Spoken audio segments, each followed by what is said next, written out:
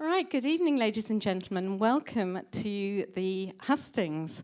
I'm Judy Trotter. I head up adult education here at JW3, and it's our honour to be hosting and partnering with this event this evening. The first Hustings for, as usual, a couple of years.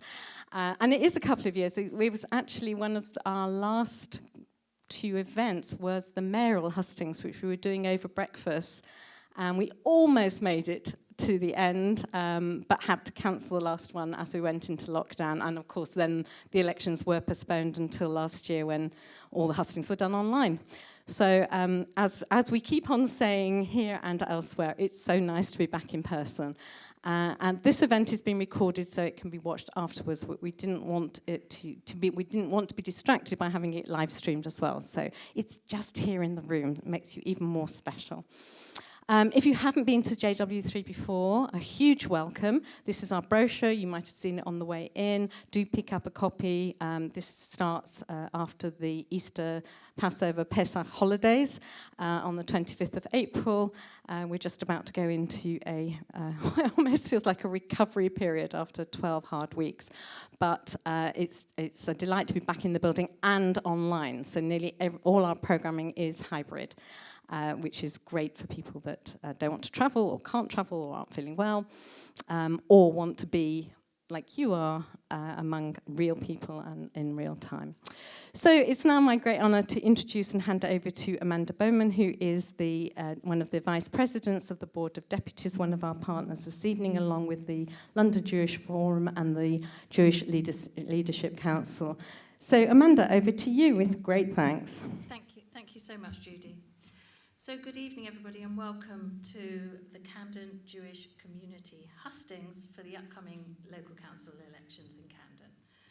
I'm Amanda Bowman, as Judy's just said, and I'm Vice President at the Board of Deputies, and I'm also a member at Camden's Hampstead Synagogue. And I'm delighted to be with you this evening moderating these hustings. As Judy said, we're hosting this in partnership with the London Jewish Forum, the Jewish Leadership Council, and also the Jewish News. And thank you so much to JW3 for hosting us this evening. As you came in, you may have seen the Jewish Manifesto for Local Government. It's a guide for councillors and all local people so that they can get to know the issues that and the concerns of the Jewish community across the United Kingdom. It was developed with the Jewish community's national specialist organisations and with local communities. And we've been asking all candidates in the upcoming elections to back the summary 10 commitments that are sitting here inside the document. And I'm delighted to say that all four groups in Camden that are here with us today have already backed those commitments.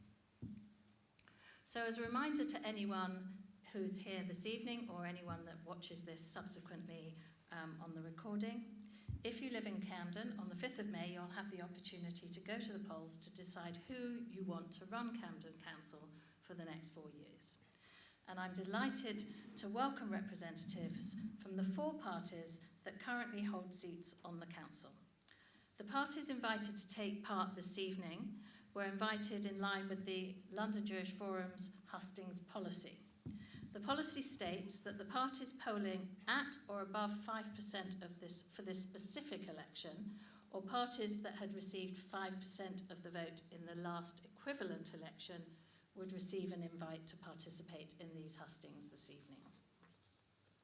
So I'm pleased to introduce Councillor Georgia Gould, current leader of council from the Labour Party, Cllr Oliver Cooper, leader of the Camden Conservatives, Councillor Tom Simon, from the Camden Lib Dems, and David Stancil, who's filling in for Councillor Sian Berry, who sadly has COVID, representing the Green Party. So the structure for tonight's event will be as follows. All candidates or party representatives will get the opportunity to deliver a 3-minute opening address, laying out their party's vision for Camden. Following the opening statements, I will ask the candidates questions on a number of topics. Candidates will have no longer than 3 minutes to answer each of the questions, But don't feel like you have to take those 3 minutes if you don't want to use the time, because what we want to do is to be able to open it up to you in the audience to questions, so that you can ask your questions directly. So that the candidates can keep an eye on the time, I will hold up a green card when they have 20 seconds left and a red card when they've used all their time, and they should bring their speeches to a close. And I will have a timer on my iPad, so if I'm pressing buttons desperately, you'll know that that's what it is. I promise you I'm not looking at my WhatsApp. So without further ado, I'm going to move to the opening statements, because you're not here to listen to me. The order the candidates will be called on was decided on randomly, and it will be different for each question. So in this particular, for this to open us up, David Stancil, representing the Green Party, will go first, followed by Councillor Tom Simon for the Liberal Democrats, then Councillor George Gould for the Labour Party, and finally Cllr Oliver Cooper representing the Conservative Party. All clear? Great. Good. Okay. So, David, over to you. Thank you very much. I'm terrified because I speak too much, so I'm terrified of that time. Anyway, so I'll speak quicker. Right, I'm David Stancil. I live just up the road, junction of Finchley Road and Western Lane. I'm standing as the third candidate in the Highgate constituency. My background is in management consulting and engineering, and I hope to bring to the council, if elected, my skills in those areas to help improve infrastructure, particularly heating and issues such as that, and also to help with some of the contract management around the outsourced contracts that Camden has. So that's me personally. What about us as Greens? Well, Greens in Camden, we've got a strong track record of principled and constructive opposition ever since 2006. This is what a strong group of Green councillors can offer, and why you should vote for us. Camden's Labour Council will still have a strong majority after 5th of May, we know that, but we believe needs more balance. Our Green candidates are people who deliver for the community, they're hard-working for local people, we've got a strong track record and lots of experience. We're also people who challenge the council to be better and keep Labour accountable and keep an eye on any wasted money or bad ideas, and we're an independent voice in what is effectively, a bit of a one-party state. Unlike Labour councillors, we cannot be told what to say. There is no whipping in the Green Party. That's a policy based on our constitution, so no one can tell us what to say. So we will be independent and support residents. Our key policies for this election focus on the need for fairness, a strong local recovery from the pandemic, and for real action on climate change, not just fine words. We pledge to be fearless in our scrutiny of the council, holding Camden's Labour majority to account and pushing them to be better. We will give citizens a stronger voice in council decision-making. This is a very key part. We will push for bold moves for cleaner and healthier streets. We will put forward new ideas for secure homes and families, not just reforming the community investment programme for less demolition, but also using more grants and sustainable borrowing to buy more existing homes to add new council housing supply. We believe in green leadership from the ground up, with a permanent climate assembly and more action to stop incineration and pesticides and make our homes warm and well insulated. We will fight for the financial health of Camden citizens and to end child poverty and hunger. We need to lead the way with a pioneering basic income trial, and we bring principled support for public services, safety and rights, supporting community organisations and youth work, and bringing more services in-house to save money and improve workers' rights. Finally, Greens will work positively to celebrate all our diverse communities and stamp out hate crime against residents facing discrimination because of their race, religion, sexuality, age, gender or disability. We will always stand up to abuse and discrimination within politics too. And, just a minute.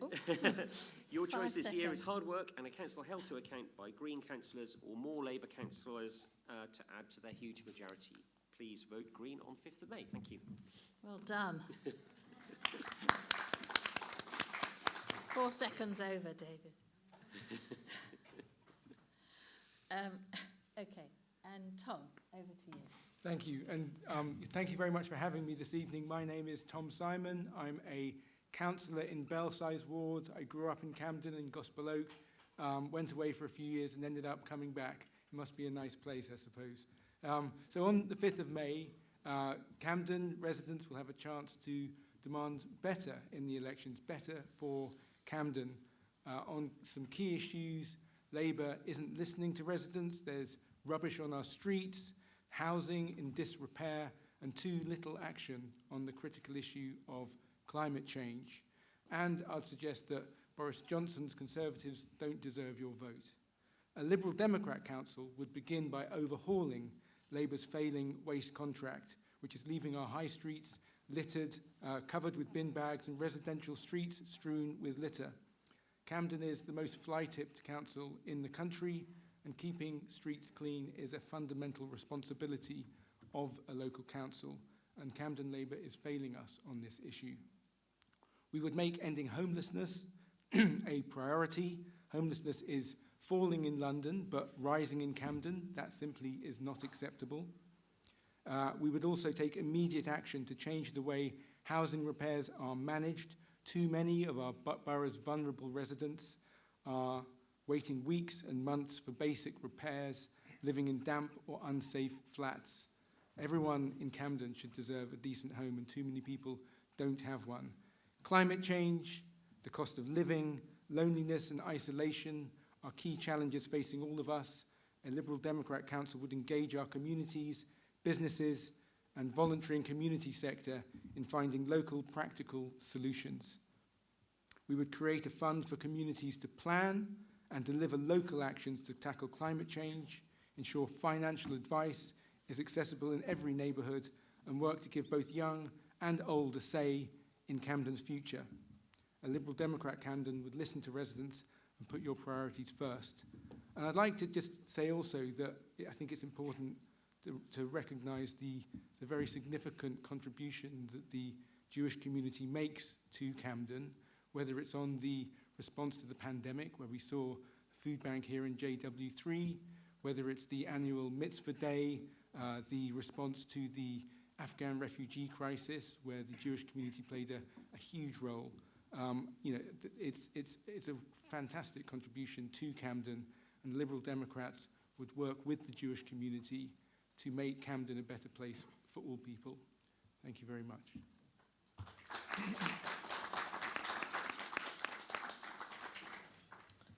Okay, and over to you, Georgia.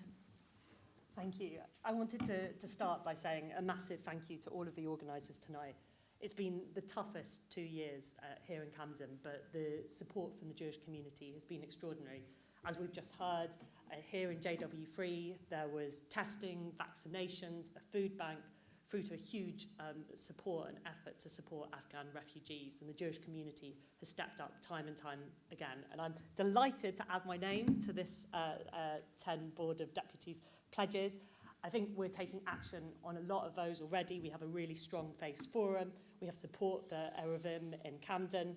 And we were one of the first councils to sign up to the IHRA definition of anti-Semitism. And whenever we have seen the vile ugliness of anti-Semitism in Camden, we have always stood shoulder to shoulder with the community to say it has no place in our borough and to ensure that swift action is taken. And Camden, I'm proud to say, has always been a place that welcomes refugees. And I'm deeply ashamed that the Conservative government whipped their MPs to criminalise refugees seeking sanctuary in this country. I think that lets down not just refugees, but all decent people who have humanity and compassion. And I'm really proud of the Jewish community's unbending support for refugees. And I'm proud to be a Jewish leader of an incredibly diverse borough. Camden is a very special place. We have a strong social mix, an incredibly strong community spirit. But in many ways, what is special about Camden is under threat. It's under threat from rising house prices and benefits cuts that have seen so many pushed out of the borough. And it's under threat from lack of action nationally on the cost of living crisis. It's hard to put across how hard it is for people, and we all will see terrible stories every day. And I, as a Labour council, we are determined to be here for our residents. Because of the Conservative cuts, we've seen a 2/3 reduction in our budget per resident, which is huge, but we've put everything into ensuring that people haven't seen that same reduction in services. When national systems failed, we were there for our community, delivering millions of pieces of PPE, hundreds of thousands of meals and supporting 500 rough sleepers. When the Tory government dragged their feet about feeding children, we stepped in to ensure that all of our children had meals during the pandemic. When the government cut funding for council housing and for schools, we stepped in and were able to build 500 council homes and invest over £160 million in school buildings. We've supported thousands of residents into work, protected Sure Start centres and increased investment in domestic abuse. And we want to continue that ambitious programme, supporting youth opportunity centres, taking more action on the climate crisis. We were the first council to hold a citizens' assembly, but there's so much more we want to do, and taking action on crime and safety and to take on hate crime. Voting Labour in this election sends a strong message that we believe in our diverse community, we believe in public services, and we will stand up for what makes Camden special.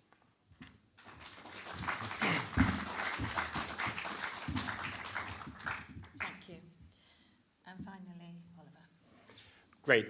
Thank you very much, Amanda. Thank you to the Jewish Leadership Council. Thank you to the London Jewish Forum, JW3 for hosting us, and the Board of Deputies for all their work for the community. I also want to thank all of you participating tonight and watching back later on. As Councillor Gould said, the Jewish community is at the heart of a lot of what makes Camden so special, London so special, and makes public service such an honour for those of us that seek it.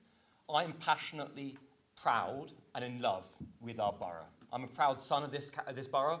I've lived in 6 wards, from Holborn and Covent Garden in the south to Hampstead Town in the north. My mother lives about 200 metres away on Maresfield Gardens. I live about 200 metres away on Lythos Road.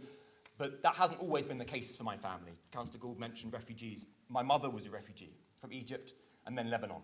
And she came here after not finding sanctuary in the US and in Switzerland. She came here, not just to the UK, not just to London, but to Swiss Cottage, round the corner. Because this is sanctuary. This is special to me. And it's special to Camden Conservatives. It's why we want to fight for it. My dad was abandoned the day he was born on the steps of a church in Kentish Town. That is special because the community that brought him in is worth fighting for. And I'm afraid to say that the last 2 speeches you heard from Labour and Liberal Democrats emphasised how little consideration has been given to the special task that you have in front of you in the local elections. This is not an audition for higher office, for Councillor Gould or for other people here. This is us trying to work out how best to run the local services that all of you and everyone else, the 250,000 people in our borough, rely on. How do we keep our streets safe? Well, keep our streets safe. Well, we in Camden Conservatives want to open new police spaces in unused spaces at the Royal Free Hospital in Southend Green and also here at the Swiss Cottage Civic Centre. That's been in our budget for the last 3 years and has been voted down each time by the other parties. We need to give that a shot. How do we keep our streets clean? We've heard from the Liberal Democrats they want to review the contract, but each year they've voted against and spoken against restoring weekly bin collections, which is the #1 way that residents continually say we want council to operate and keep the streets safe. We will, in Camden Conservatives, restore weekly bin collections. We've talked incessantly about action on climate change, but not walk the walk. I applaud David Stancil for saying that Camden needs to aspire to better on this. Camden Conservatives have been campaigning, and I launched a campaign 6 years ago to make Camden electric, to install 1,000 electric vehicle charging points in this borough each year. Because last year, whilst Camden installed just 15 charging points, Westminster, which is Conservative run, installed 501. That's the sort of ambition we want. I apologise, I've just had the green card, I apologise that so many remarks have not been geared towards answering the Jewish community's specific concerns. We strongly support Erevin. We strongly support keeping the community safe in the face of that anti-Semitism, in the face of the division we've seen. I warmly welcome the work that Amanda and the Board of Deputies have done on that manifesto. And we don't just welcome the key points that are at the front of it. I agree with every single word within it, and I welcome questions on that later.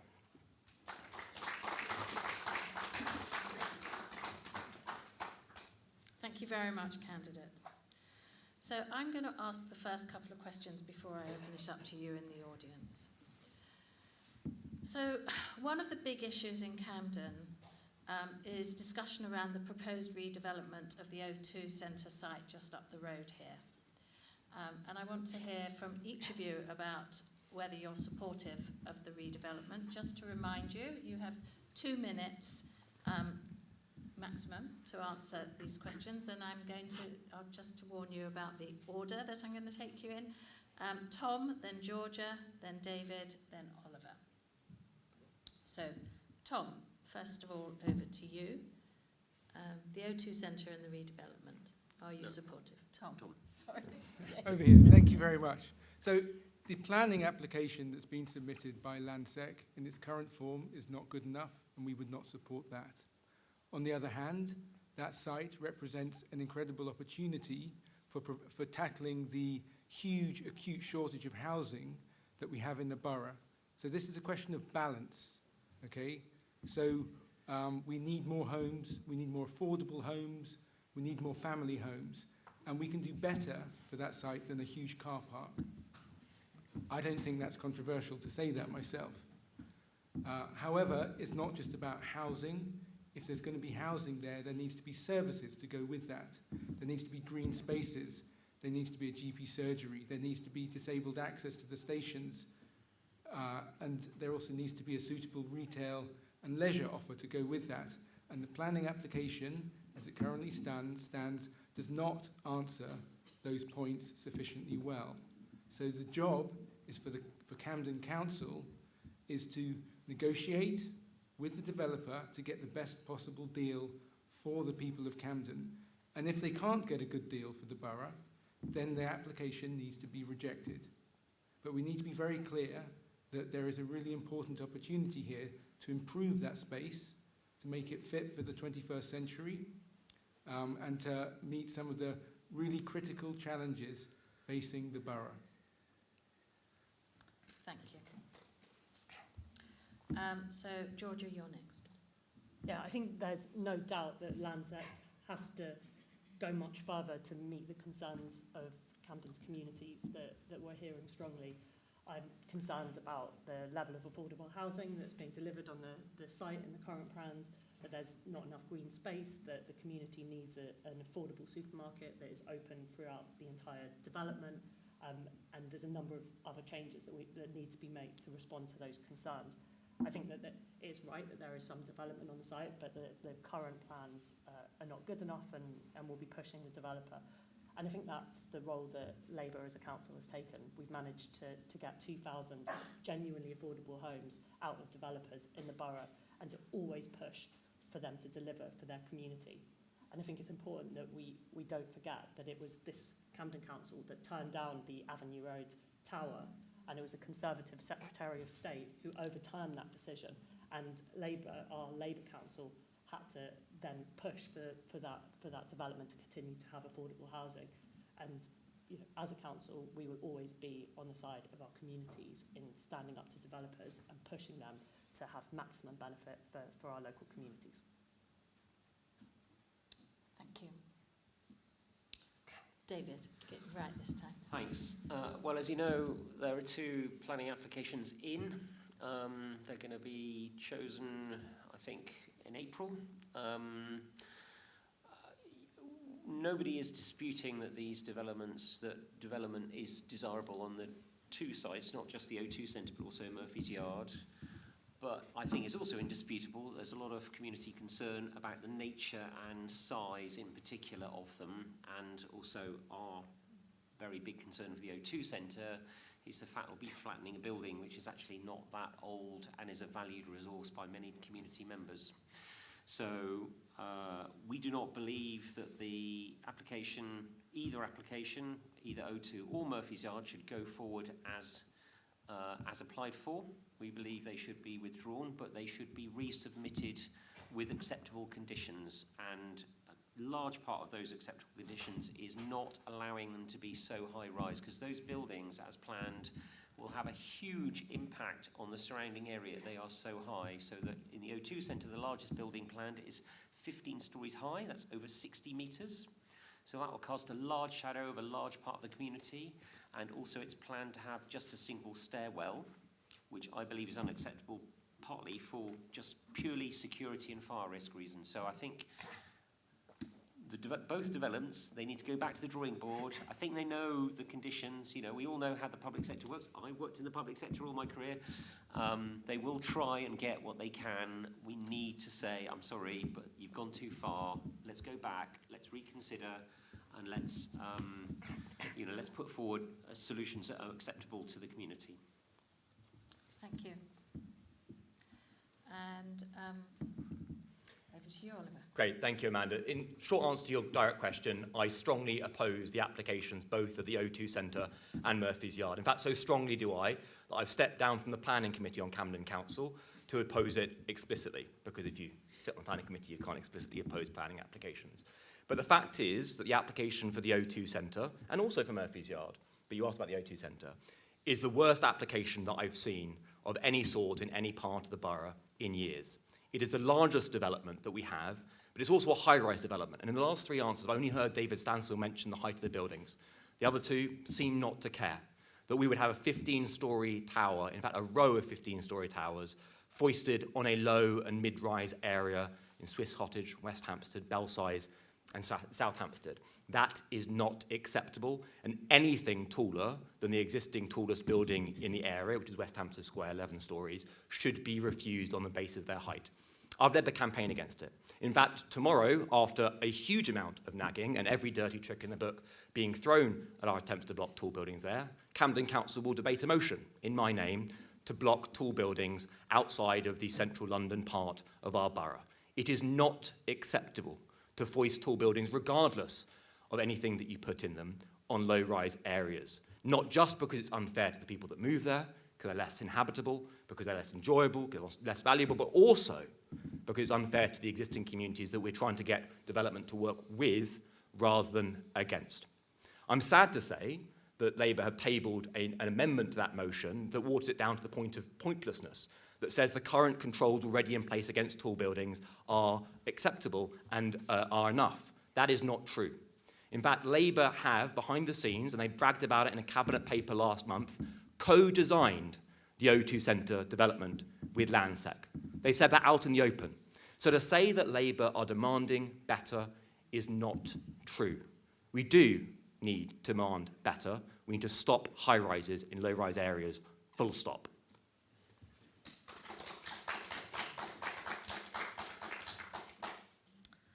Okay, so candidates, this question first to Georgia, then to Oliver, then David, and then Tom. So in 2021, anti-Semitic incidents hit record highs in the UK, according to the Community Security Trust. In Camden, we saw an astonishing 109 incidents take place, the third highest in London. What more can be done to tackle anti-Semitism in the borough? So Georgia, then Oliver, then David, and then Tom. Well, firstly, I think we've all been disgusted by these disgraceful acts of anti-Semitism that we've seen in the borough. Many people I see here have come together after these incidents to say our solidarity, to work with those who were impacted. I know we had the convoy that came outside JW3 and the kind of pain and fear that people had. I remember the day after people saying that they were scared to go to synagogue because of what they'd seen in the borough, and I just have to say so strongly and so clearly is completely unacceptable, and we can't have it in Camden. We've been working really closely with the CST. They're a third-party reporting site for Camden and the police, and we've been doing a huge amount of work on the safety side, making sure our CCTV is available to catch people, to ensure there's extra patrols to support synagogues. But I think if we're going to really fight this poison that is anti-Semitism, then we need to ensure that it's through education, by how we work with our communities. And I'm really proud of the work we've been doing with synagogues and Jewish organisations around Holocaust education in schools, around interfaith work, around kind of deeply telling our communities about the reality of being Jewish in the UK, and we're really committed to continuing that work. Thank you. Oliver, you're next. Thank you. I want to applaud the Community Security Trust and the work they do, keeping are safe this evening, but also Jewish community institutions, organisations and schools safe day in and day out, year in and year out. They are silent heroes in our community, and they are often overlooked. The Archbishop of Canterbury the other day said that he was surprised to hear that a synagogue in Brighton had to be secured by the Community Security Trust. That is not a surprise to anybody that's been paying attention. For the last 25 years, every shul in the country has needed that because we face a poison unlike any other that our society faces. So what can Camden do? I'm pleased that Councillor Stark at the back of the room, he brought together the synagogue security liaison group to make sure after the Charlie Hebdo attack, there was a security liaison between the council, between schools, between the CST, the police and otherwise. But we have to go further as well. After the anti-Semitic graffiti that was daubed all over Hampstead and Belsize Park, I stood up in the council chamber and said we needed action, not words. It's really easy after the event to say that we stand with our Jewish community, but we need to start getting about it right now to stamp out and drive out that poison. And that can't just be up to the Jewish community and the CST, no matter how great their work is to do that. So what can we do?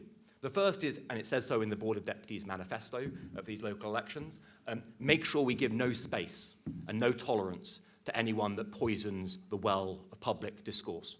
Less than a year before that attack in Hampstead and Belsize Park, we had explicitly anti-Semitic group come and bring a deputation in Camden Council's council chamber to spread and spew anti-Semitism. That was not acceptable. But we also need to make sure that our schools, which have had problems but also great successes in this field, continue to promote interfaith and intercommunity dialogue. Because of a number of factors, most of our Jewish children either go to Jewish faith schools outside the borough or to independent schools. And therefore, as a result, there are a huge number of schools that need to benefit from exchange and interfaith dialogue with those Jewish schools, those Jewish institutions, and make sure we turn that ship around, because that hate can't continue. Thank you. David? Thank you very much. I support the comments of everyone here and very much myself, because many of my neighbours are Jewish, and I find such attacks absolutely repellent and abhorrent. And I actually feel quite strongly about it, so it's quite hard to speak. Anyway, we believe that we should liaise more closely with police to make sure that the priority of these kinds of attacks are given greater priority with the police. I agree very much that we should be involved in interfaith groups and also work with educational establishments to ensure that, right from the beginning, that everyone knows that this sort of behaviour is completely unacceptable in today's society. I mean, it really is unacceptable. As you know, we're very involved in a lot of community work in the Green Party. And we believe there's a lot of work to do in youth centres and so on. And unfortunately, those youth centres have had a lot of cuts recently, partly driven by the national government. And we believe rebuilding those and working closely with those community groups based around those youth centres will help to address a problem such as this, as well as many others. We're also, as you know, very active in the Labour Assembly and in our we will work with the Labour Mayor, because this is not just a Camden issue. This is it's a national issue, but we've got quite strong representations in the London Assembly, and we believe that the Mayor should publicly make a policy of prioritising this kind of issue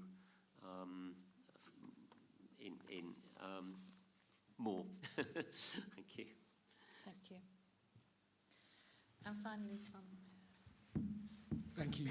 So I agree with what's been said already. In particular, I think that education is really critical here.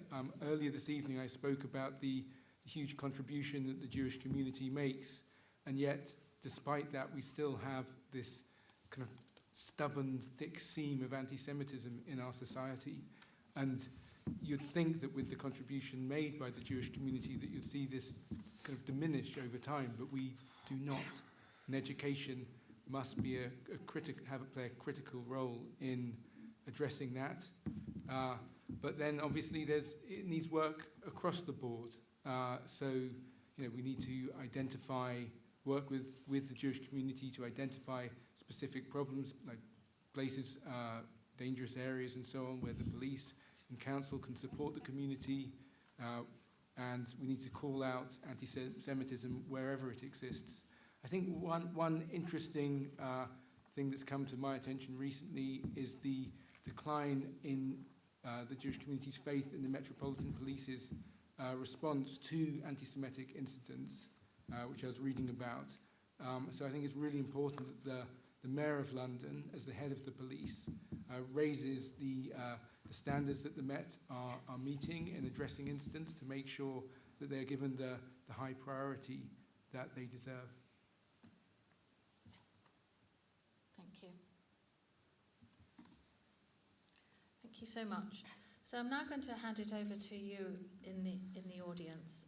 There are two people, one on either side of the aisle, on both aisles, I should say, who have got microphones. So if you would like to stick your hand up, and so that they can see where you are, and we'll kick off. So the gentleman in the third row.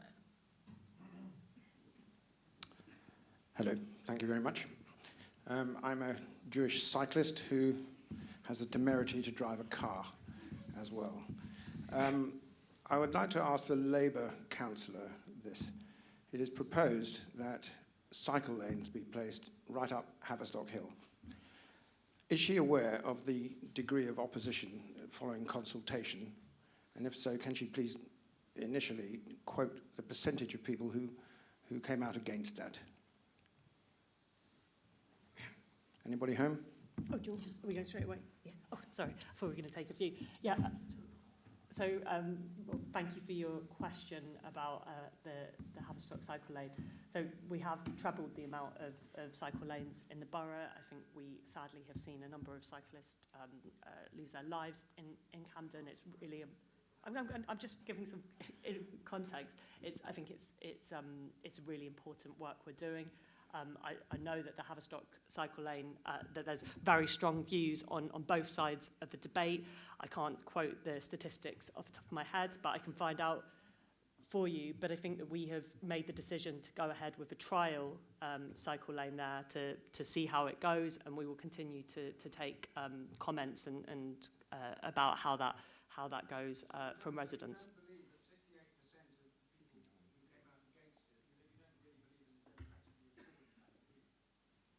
I think that we're balancing two things. We had a climate citizens assembly.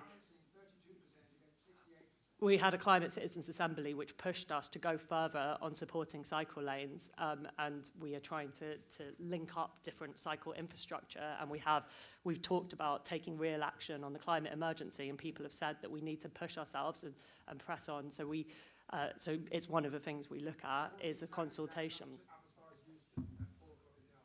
I know you disagree on this, but it's a trial scheme, and you know, as we go along, you can make your comments, and I know many trials have. I'm going to interrupt at this point. There is potentially a temptation to use this as an opportunity to ask the current leader of the council lots and lots of questions. Don't mind. But I know you don't mind, but we're here for all the four parties. So I can see that there's a lady at the end of row 3 who had a question. If you're happy for the rest of us to answer these questions, I'm happy to as well, rather than it just going to Councillor Gould.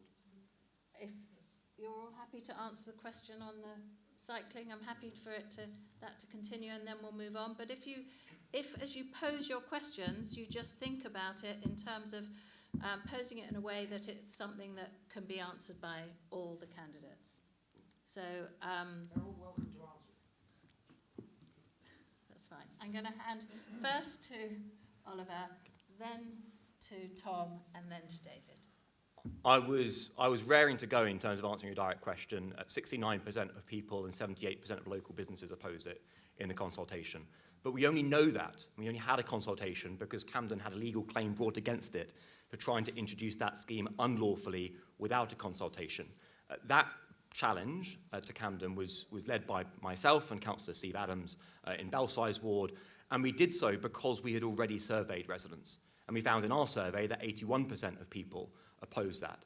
I think it's really contingent upon Camden Council to listen to what residents say and act upon what residents want them to do. And that is the hallmark of a democratic body. I understand the anger of residents. I wouldn't condone having go just at one councillor, but I understand the anger of residents when they're not listened to again and again in that way. Camden Conservatives oppose that cycle lane. It's right now the construction is happening already, and it doesn't look like it's a trial. It's happening with masonry around England's Lane. That's not a temporary construction, and that's going to be very expensive to remove after that trial fails. So as a consequence, I am deeply worried about it. But Camden Conservatives will not just campaign against that, but campaign against any scheme that does not have popular support from residents that are directly affected by those schemes. That was the case with the King Henry's Road closures, which were opposed by 79% of local residents in the King Henry's Road and Aylesworthy Road area. It's true of the reduction in the width of Finchley Road outside JW3 O2 Centre and Finchley Road Station, which was opposed by 98% of people that we surveyed. And we surveyed 2,000 people on it. We need to make sure that Camden listens, because when Camden does listen, it will make better decisions. Right now, it's not. Thank you. Tom? Yeah, thank you. So I think the cycle lane scheme is something of a tragedy in that it was a scheme that during the pandemic was effectively imposed on the community, done to the community rather than with the community. And I still believe that had a different approach been taken from the beginning, had the council reached out to local people, local businesses, saying we want to discuss this idea about cycle lanes on Haverstock Hill, would like to design a scheme that's going to work for as many people as possible. Perhaps a better solution could have been developed, one that wasn't so controversial, one that potentially wouldn't have the same potential negative impacts on businesses which many people are concerned about.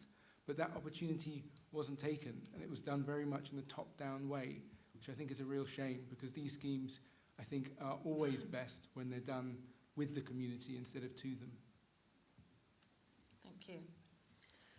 David? So Tom has just stolen my thunder completely. All I can say is, I'm really sorry, but we do need to move towards an environment where all road users can get around safely. And there will, I'm very sorry to say, be some residents that will feel inconvenience. So I'm not going to pull any punches on that. I'm not going to try and pretend it's all going to be fine. There are trade-offs. There are trade-offs. That's just the reality of it. With regard to Haverstock Hill, I completely understand. I cycle there, and I've also sat on buses there that haven't moved, etc., etc. However, when I cycle there, I do get squeezed by cabs and particularly white van people in a way that I feel can be quite dangerous in certain situations. So that's just to add a bit of colour. Really, is that we focus on supporting communities. We do think a policy of introducing cycle lanes generally, and particularly joining them up, is a good thing. We want to work with the community to find a way to introduce cycle lanes around that area. Maybe they don't all cover Haverstock Hill, we don't know. Maybe there's alternative routes around the back in some ways. But we want to work with you to find out what is an acceptable way of doing this. Because I don't think we can say we're not going to have one, I'm afraid. That's just the reality. And we're going to have to move towards more cycle lanes in the borough somehow, and we'll want to do it with your support and find a consensus. Thank you. Lady with the blue top, and then the lady with the blue top. Green. Green. I'd like to ask councillors what they feel about the point is of consultations. We hear all the time that there are consultations going on for Murphy's Yard, the O2, King Henry's Road. We had it for the cycle superhighway and Swiss Cottage. And as residents, we never seem to make our voices heard. We're told these consultations are in order for you, the council or the councillors, to understand what we as residents are thinking, and you never seem to listen. That's our problem. We don't have confidence because we don't believe that you listen to what we're saying. You go out for these consultations, and then you go ahead at the end of it, regardless of what the consultation says.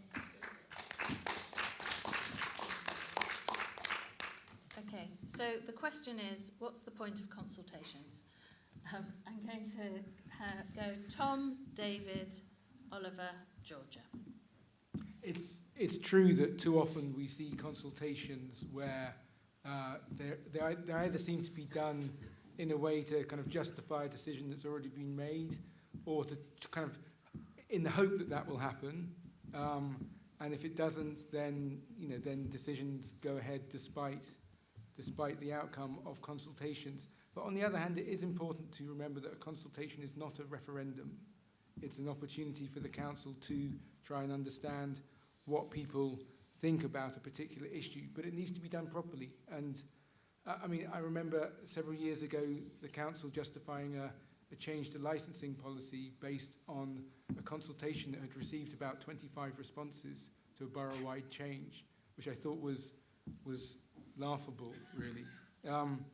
So, consultations, when they're done well, when the comments that are submitted are really taken on board and considered, and changes potentially made to policies are made, reflecting those.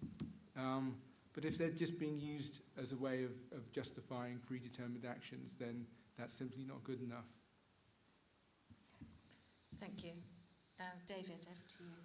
Thank you. Well, this is a matter of some frustration for us in the Green Party, because we are a bit dismayed about the ongoing centralisation of power in Camden Borough, amongst other boroughs across London and across the whole country, and particularly the cabinet system that's been imposed.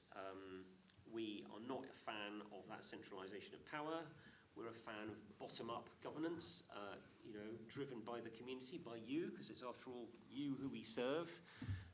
As you know, we've been very active in the Community Investment Partnership, I believe it's called, which focuses on housing, but I think that needs to be applied across the board. And we support a change in the cabinet system back to a committee-driven system, and both Sian and I believe Oliver have been instrumental in trying to progress that suggestion forward. So this is a very important point for us. It's not just about consultation, it's about overall greater devolution of key decisions back to you, the residents of the borough. Thank you. Oliver, you're next. It's a great question. Consultation isn't an end in itself. It is a means which we find out what you, the people, want us, your representatives, to do in your name, on your roads, with your money, in your areas and your services. That's really important. And so when we have a consultation, when there is a large majority opposed to something, we as councillors need to treat them as marching orders. They are not requests, they are instructions, because you are the bosses and we, as elected representatives, are your servants. So Camden Conservatives, 1, will make sure we will not introduce any of those schemes that do not have popular support. 2, we'll introduce a Camden Democratic Charter, which means that you know exactly how you are going to be consulted and exactly what Camden will do in response to those consultations. 3, when there is opposition, we'll look at all the options that are given to us in that consultation and look at whether any of those alternatives can achieve any legal responsibilities instead. On Haverstock Hill, Steve Adams and I tabled a proposal to go up, as has been pointed out, an alternative route, Maitland Park Villas instead, which would have taken it right up to the Royal Free, Southend Green and Hampstead Heath Station. And when we tabled that, we called in the request, which is the only power that's available under the leader cabinet model that David just detailed. Sadly, the vote went down party lines. Labour voted to go ahead despite residents' wishes, Conservatives decided to listen to what residents said, and Lib Dems abstained. That is not how we should respond to consultations where large majority of people take a particular point of view. You are the bosses, we are the servants. That is the point of consultation. Thank you. And the final word on this one, over to you, Thank you. Georgia. So, I mean, I think residents should be at the heart of decision-making, and it's why Camden's pioneered citizens' assemblies, and we were the first borough to hold a citizens' assembly on the climate crisis. They set us some really bold ambitions, and as you've all said, it shouldn't be words, it needs to be action. But when we've taken action, we've seen opposition, and that is the reality. I think that we have a citizens panel that holds us to account on the action we're taking on the climate crisis, and we've had citizens assembly on the future of health and adult social care and other issues. And that helps us set strategic policy. At the same time, we have consultations on specific issues, and they're incredibly important to tell us where there are issues and to change schemes. And so many of the schemes that we put out in Camden have changed hugely because of those consultations. One just around where I live has had a trial scheme like the one we just talked about, and it was transformed halfway through because of the views of residents. So incredibly important for us to hear from residents, to get that direct feedback. But also we need to find different ways to bring people into decision makings, because we have so many voices that aren't part of that decision making. When we saw the violence against young people in Camden, I went to rooms where people had never come to a meeting before, who had felt their voices were completely lost. And I think it's so important for us to go into those communities, to find those voices. We have a We Make Camden fund, which supports people from underrepresented groups to come forward and set out community ideas. And so we are deeply committed to supporting our communities and listening to them. Thank you.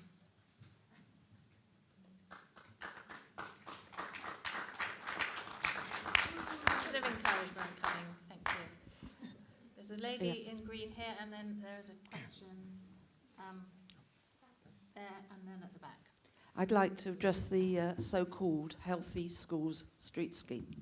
I've lived here for 25 years, and when I first moved in, wanted to go to my office in the middle of the afternoon. It took me an hour and a half to get to the end of my road. So it's a wonderful thing that you can get in and out of the road at school run time.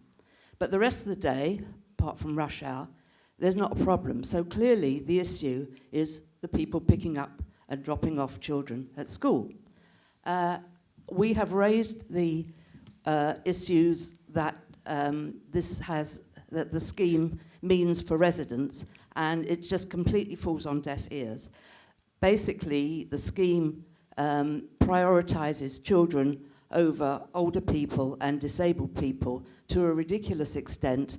Many suggestions have been made over the years about how you can stop the school run traffic without disadvantaging residents. My neighbour over the road had to change the time of a funeral because nobody could come into the road at the time that she needed people to come back to the house. I'm going to have to do the same thing for a stone setting. If there's an emergency, if you need a plumber or a builder or something, you try and find one, let alone tell them the times that they can and can't come into the road.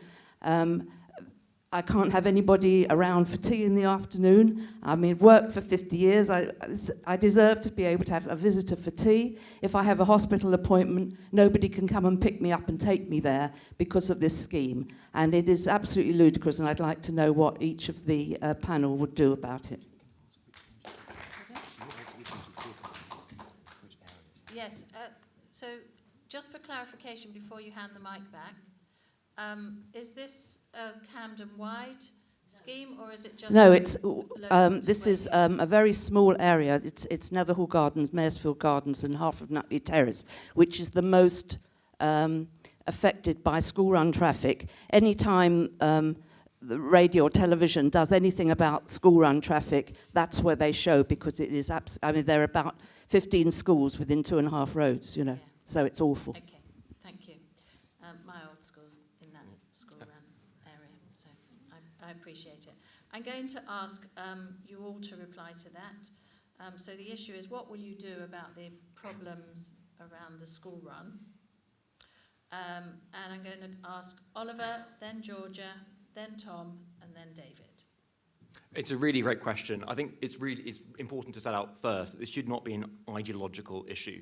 In some places in the borough, those school street schemes have worked, and in some places they haven't. Some places they've been popular, and some places they haven't. If you use, and I apologise for moving away from the Netherhall and Maresfield one for a second, Minster Road, I think it was 85% of local residents opposed the one there. The school in that area, Mulberry House, opposed the one there. If you look at the one on King Henry's Road, Nelsworthy Road, all three schools affected, opposed the scheme they put in place there, whereas in other places, the schools have been supportive, so have parents and so have residents. So it's about balancing those concerns.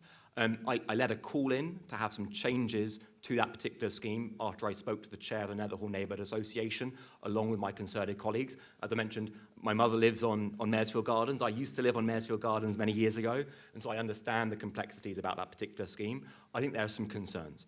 One, in the decision to make that scheme permanent, electric vehicles have been banned when they were allowed in the first place. And in fact, the decision report that tried to make that scheme permanent, I'm sorry, this is really hyper-local, but it's a lesson in there as well.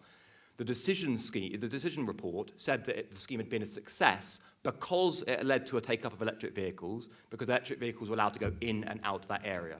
And therefore, the council was ending the exemption for electric vehicles and deterring people from buying them. That is unconscionable because you're flipping backwards and forwards over the course of a single year as to whether buying a £20,000 machine is going to help you get a bound, which for older people with families, with people carrying responsibilities and so on, is not an acceptable way of governing.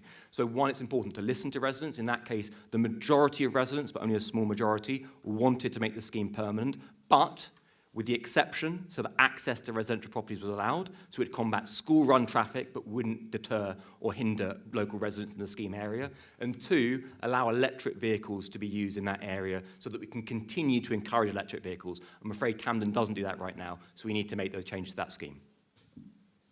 Thank you. Georgia, you're next.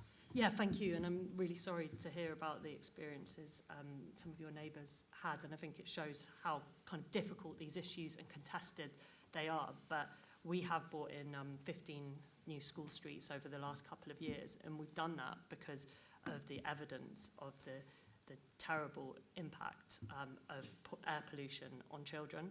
And we are seeing children in our communities growing up with stunted lungs. We've seen young people lose their lives because of the air pollution in our city. It's a public health crisis, and it's worse than in our most deprived communities. And we have to take some kind of action to protect those children. And we've brought in Healthy School Streets and worked with schools to do that, to reduce parents coming to drop off and to try and educate them around that, but also to restrict traffic around those schools to protect children's lungs. And that is just critical, and I stand by the policy to do that. Thank you. Tom. Thank you. So, yeah, I mean, addressing the school run clearly is a critical issue. I mean, one thing we've been doing as the Liberal Democrats is working with the Green School Runs organisation to look at ways in which we can reduce school run traffic. Recently, we had a meeting with TfL to try and get the 603 bus extended, get greater service on that, which would really improve kind of connectivity at school run time between Highgate and kind of Belsize area. On the Healthy School Street scheme in Netherhall Gardens, I'll just say that all of these schemes, whether or not they've been made permanent, can be kept under review. Changes can be made, and I think that the onus is on the council to listen to kind of continual feedback from local people, and if necessary, to make modifications. Thank you. And finally, David. Thank you. Well, we support cleaner streets, needless to say, and from what I can gather, I'll be completely honest, I am not very familiar with this issue, although I know that we support cleaner streets. But it sounds to me as much a question of how, not if, to be honest. And again, I think it's about polling community, working with the community, trying to work out how we can make these schemes work. Not whether these schemes should exist in the first place, but how we can make them work for residents in particular. And, I regularly travel, obviously, around this part of the borough because I live here, and a lot of the problem is caused by the outsized vehicles which some parents use to take their children to places of education, and perhaps that is an area as well on which we could focus to try and mitigate this problem to some extent. There is a bit of a Chelsea tractor issue in Hampstead, just as there is in other parts of London, and I think that's perhaps something that we could look at as well. Thank you. Thank you. Okay, there's a lady, then at the back, and then there's one at the front, and yours will probably be the last question. Hello, I just wanted to ask Oliver how he will, on the doorstep, defend the reduction of Camden's government grant over the last 12 years by 2/3 to people of low income who, you know, are struggling, and they're going to struggle even more and more with what it almost feels like hyperinflation now. How will you justify that to them when you're asked on the doorstep that the national government has reduced local government spending by so much? So I think it's really important to remember that these are local elections and that whoever is elected in your individual wards is going to face the same legislative framework, financial framework or similar, regardless of what rosette they wear at election time. In fact, on the 5th of May for the first time, every Conservative candidate will be standing on the ballot paper described as local Conservatives, because we are not the Conservative Party candidate, we are local Conservatives. I hear the Labour members on the fourth row are laughing out loud, only because they want to take away your voice. They want to make your vote a referendum on things that your vote can't change, because they want to con you out of a say on your communities. And that is the long and the short of it. The plain fact of the matter is that we have choices in front of us. We have real choices. In the last year, and I'm not going to defend anything the government does, because I'm also not going to attack anything the government does. It'd be pointless as a local councillor to do so. But in the last year, we've got the finances that meant that Camden Conservatives did table a proposal in the budget meeting last month to freeze core council tax. That's something that Barnet and Wandsworth and Westminster, and yes, some Labour councils like Tower Hamlets and Hammersmith and Fulham have done as well. It is possible to keep the cost of living from our perspective down within the framework that we've got. And I'm afraid Labour and the Liberal Democrats want to pass the buck and pass the bill onto you. We have choices in front of us. We tabled a balanced budget that would have frozen core council tax last month, whilst also restoring weekly bank collections, whilst also installing hundreds of electric vehicle charging points, whilst also opening police bases here in Swiss Cottage and also in Southend Green. That was a choice. And we can't distract ourselves from the choices that you face on the 5th of May by trying to say it's about things outside of your control or our control. That robs you of your voice to give yourself cleaner and safer streets. Vote for cleaner and safer streets. Don't get distracted.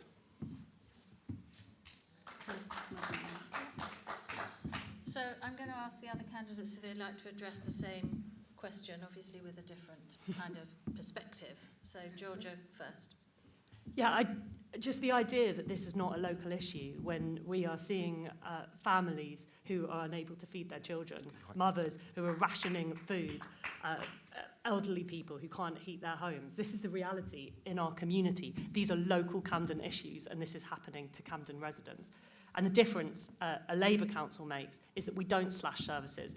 You mentioned Westminster and Wandsworth, who both cut 8 youth centres, while Labour in Camden have increased funding for young people. Those are the difference we can make in power. And the idea that we could have local Camden elected councillors who aren't able to criticise the government, who aren't able to stand up to the community when people lose universal credit, who can't say to the government, this is wrong. We need to be arguing passionately as local government for resources for a community. And by doing that, as a Labour council, I'm chair of London Councils, working with councils around the city, and many of those Conservative councils who are prepared to stand up to the Conservative council, who are prepared to call out the disastrous adult social care bill and the cuts that we've seen, we have won some new investment. So, I think that a vote for Labour in Camden is a vote for a councillor who is prepared to take on this government and to call for real action on the cost of living crisis. David, I'm going to hand over to you next. Thank you.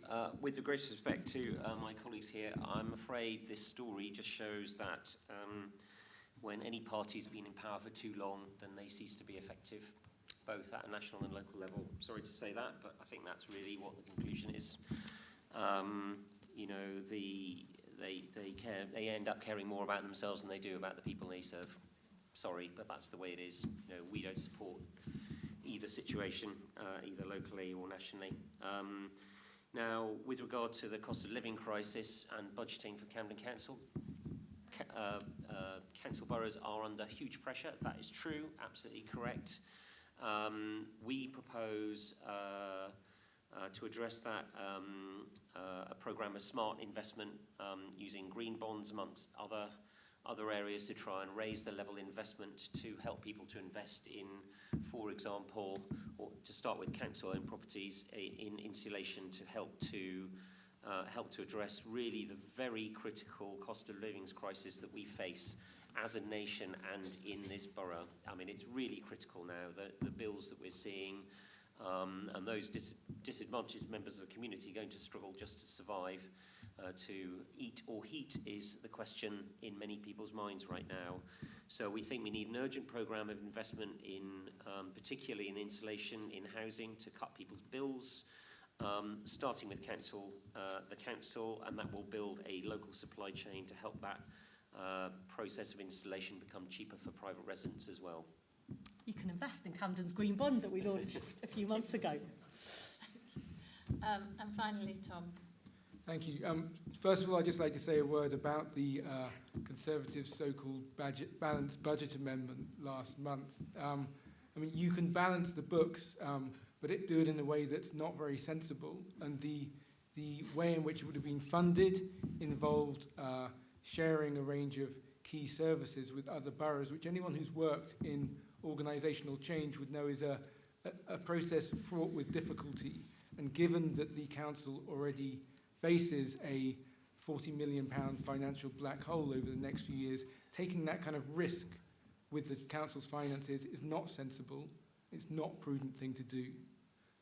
Then on the kind of this question of, well, I'd just say that Camden is not an island complete in of itself. You know, we are intrinsically linked to the national government and national policy, and it's government works at different levels, and the different levels are interlinked. When the Liberal Democrats were last in government, Camden councillors who were in opposition would lobby government ministers to get changes to government policy to benefit Camden. And we had some success in that respect around HS2. So it's not true that you can just kind of divorce the two things and say it's nothing to do with us. That's a separate Conservative party. We can't do anything about it. I mean, Oliver likes to have photo opportunities with government ministers. He's happy to bring them down for that. Where are the results of that? On that occasion. Where is the results of that lobbying? We don't seem to see it. We don't see it. So these things are linked. They're absolutely linked. And the simple fact is that this election result, the election results on the 5th of May, the eyes of the country will be on them. Political analysts will be looking at them. You can't get away from that. And every vote for the Conservatives will be seen as a vote of confidence in Boris Johnson and his government and their response, their failures over refugees, their failures over the cost of living. Thank you. We're running out of time, so I'm really sorry to those people that had further questions. I've got one final question for the panel before I ask them to do their final 1 minute sum up, but I'm going to ask you to be incredibly brief in responses, so if you can do it in less than a minute each, that would be brilliant. The order I'm asking you in is David, Tom, Oliver, and then Georgia. And so the final question, before we move forward, is our political differences, as we've just seen, can sometimes drive division. What values unite you and each of the other candidates running for election on the 5th of May? So, firstly, to David. Well, my big mantra the last, since God knows when, is about human decency, isn't it, really? I think that's the key thing. You know, we, particularly at a national level, sadly, we've seen political debate descend into a sort of corrupted pseudo-reality TV show which depersonalises both the participants and those who observe it. And I think that's something that we as a society need to work on, and I feel very strongly about indeed. I think decency, mutual respect, pragmatism, trying to avoid too many ideological positions if we possibly can, and look for practical solutions and build a consensus in the communities that we serve. Those are the values that I have, and I think those are the values that I think would all be well served to focus on a little more rather than these ideological positions and demonisation of our opponents, because I don't like that at all, and I think it's damaging to all of us in the end. Thank you. Thank you. Tom, over to you. I think that the vast majority of people who go into politics, particularly at a local level, do so because they genuinely want to make a positive impact on their local communities. And I think it's really important to sometimes stop, for all of us who get elected, to sometimes stop and remember that. And we may disagree about the how, but the ultimate, I think, for most of us, the ultimate kind of driving force is the same. So there is often a lot of disagreement about the how. So yeah, I mean, I think that's at the heart of it, really, is a desire to do good in the local community. Thank you. Oliver? Difficulty with coming third, and I pity Georgia having come fourth, is that people always steal your line. I do agree that decency unites us. I don't know David, but I know Georgia, I know Tom, and I think they're very decent people. I also know, and I apologise to David, I'm sure he is community-minded as well, they all love our community as well, and entered these roles to make sure that we can do the best by our communities. I've talked about my love of Camden and how it manifests itself. I'm sure the other candidates up here, leaders up here, can do the same. When COVID struck, my first instinct was to look after neighbours. I'm sure it's true of almost every council and almost every candidate. I set up a food bank. I worked with the Hampstead Volunteer Corps to make sure there was a safety net for people that historically had not been provided a safety net here in NW3. We made sure that we looked out for neighbours, and there were people in that mutual aid group from all different parties, most of them from none, of course, but the vast majority of people worked together and saw the best in each other. I think when we get to the 5th of May and afterwards, seeing the best in each other and making it about that local action that David spoke about and that decency in each other that he spoke about will mean that we get a better Camden that listens to people. Thank you. Finally, Georgia. Yeah, I think it is love of Camden. I'm a Camden girl. I went to school in Camden, and this borough is a very special place.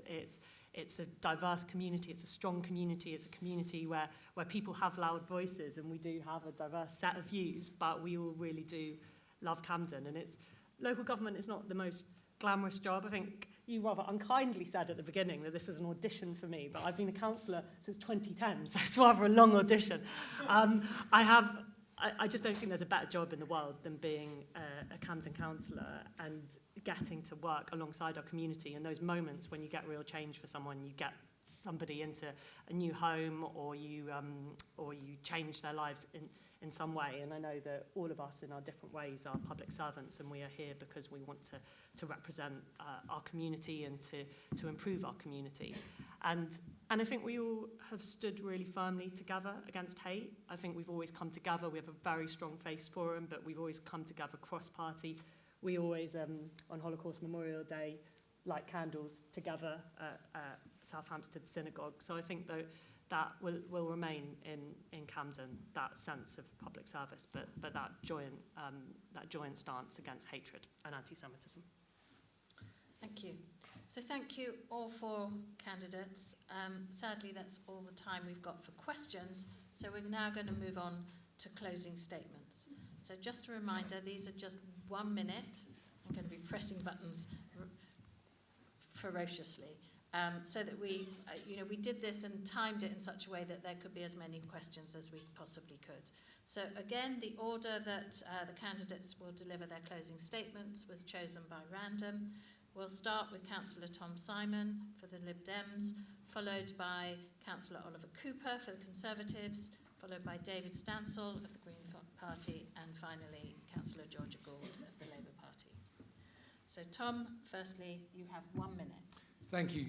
So I would urge you all to vote Liberal Democrat on the 5th of May. A Liberal Democrat council would tackle the waste problem. We would address the rising homelessness problem in the borough. And we would also address the flaws with the housing repair system. And we would we'd go further and faster in tackling climate change. It's all It's all about insulation, insulation, insulation. There are too many homes in the borough, particularly too many council properties that are not properly insulated.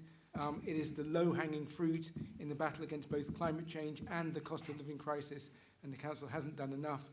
A Liberal Democrat council would. So please vote Liberal Democrat on May the 5th. Thank you very much. Oliver, you have 1 minute. Great. Thank you so much to everyone that's asked questions and attended and will be watching back here. I think a really clear theme has come out tonight in the questions that have been posed, which is how do we make Camden listen again? How do you make Camden do what you want? How do you make Camden better with you, not against you? Now, Camden Conservatives have been Camden's opposition for the last 8 years and have aimed to be as strong a voice as possible. As David Stancil said at the beginning, it's unlikely that Labour lose their majority. I know I'm not supposed to say that, but it's probably true. So who do you trust to stand up for you? Do you trust in the Liberal Democrats, a party that abstained on the Haverstock Hill cycle lane, a party that abstained on making the Belsize Village street tree permanent, a party that sided with Labour on council tax increases? Or do you side with Labour, who have said that actually consultations don't matter a huge amount, that they've got other ways of making sure that they integrate your views, and that if you elect them on the 5th of May, they'll do what they want? I think you should vote Camden Conservatives, because that is the way that you will get heard loud and clear by this council's leadership. And you have a strong opposition standing up for you and delivering a cleaner, greener, safer Camden. David, your 1 minute. You. Well, to answer Oliver's question, I think you should trust the Green Party, because we have a very strong record of working extremely hard for the community, particularly in Highgate, and holding the council to account. And I think our record, we've really pulled our weight way in excess of the number of councillors we have in the borough. We've initiated several important projects, and we've helped Labour do better by challenging them constructively on many occasions. And also, by the way, we're not beholden to any messaging driven by our National Party concerns. So in spite of what Oliver says, take that with a bit of pinch of salt, if you don't mind, with greatest respect. We aren't told what to say by any national party. So we'll work for you in a constructive way. We'll find practical solutions, and particularly focused on the cost of living crisis that are facing us all now, which is a very urgent and important thing that we all need to focus on. Thank you. And finally, over to you, Georgia, 1 minute. Thank you. I think we've had some really clear choices in here. Politics is about choices, and the choices the Tory government have made is to slash council funding, to slash benefits, to criminalise refugees. The UC changes they made lifted 400,000 children out of poverty, and they've reversed that, and they've chosen that those children go back into poverty. And us as a Labour council have chosen to invest in council housing. We've chosen to invest in getting residents into work, over 1,000 residents into work, to taking the poorest of our residents out of paying council tax, and to support people facing a cost of living crisis. In our manifesto, there's a 2 million fund for people facing a cost of living crisis. I don't think cost of living is even mentioned in the Conservative manifesto. I think a vote for Labour is a vote for a community champion. It's a vote for someone who will be on the side of communities and will take real action. We've heard some difficult things we've done, but it is real action that we are taking on the climate crisis, real action that we're taking on the cost of living crisis, and real action to defend and support the community that we love. Thank you. Thank you very much, candidates, for everything you've done for us this evening. We're officially bringing the event to a close at this point. I want to thank our co-hosts for tonight's event, the JW3, the London Jewish Forum, the Board of Deputies, the Jewish Leadership Council, and the Jewish News. For everyone who's been here this evening, for watching, for those of you that watch the recording, thank you, and for everybody that's been able to ask questions, thank you so much for your great questions. Thank you. And thank you all, and I obviously want to add my thanks to Amanda. So thank you so much for chairing so brilliantly. I love the cards. I love the fact you all took notice of it. You handled it beautifully. I'm going to borrow these for our mayor tomorrow. Thank you all for coming. You've got lots of choices to make. I say you because I work in Camden, I don't live here. Thank you for the mention of our food bank, which is doing such important work. Our food bank is, if you want to help, please do let us know. I wish you a safe journey home, and thank you once again, and good luck with the elections.